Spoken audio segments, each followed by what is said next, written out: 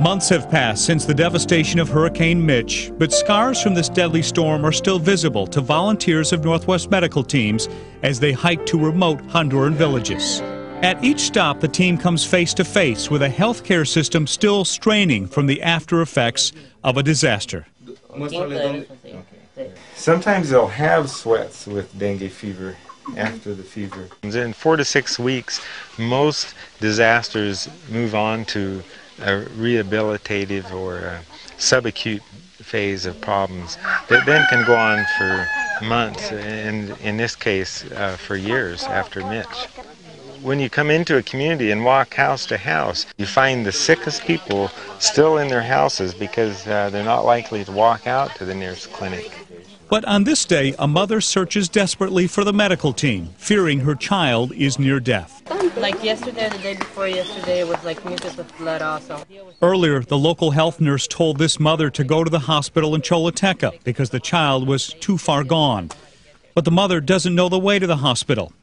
Now, Dr. Huff feels the child is too near death to risk a 3-hour truck ride on washed-out roads. He decides to take the family back to the village health house. The cure is a simple packet of oral rehydration solution. But the team must also convince the local nurse that she can save this child's life.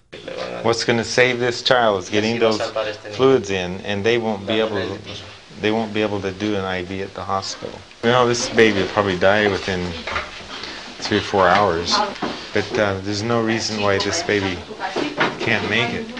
Slowly, the local nurse is convinced, and the life-saving procedure begins. The other part of this is once the child is down to taking water regularly, she takes it until she's full, or until the kid pees.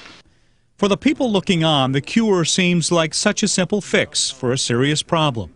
The simpleness in it is if the child just has enough fluid, then it can start circulating its blood and start healing itself and getting better.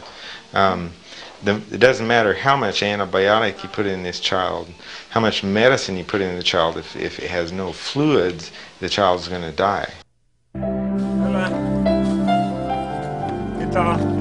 Days later, the team pays a house call on their young patient. Though still recovering, the child is very much alive.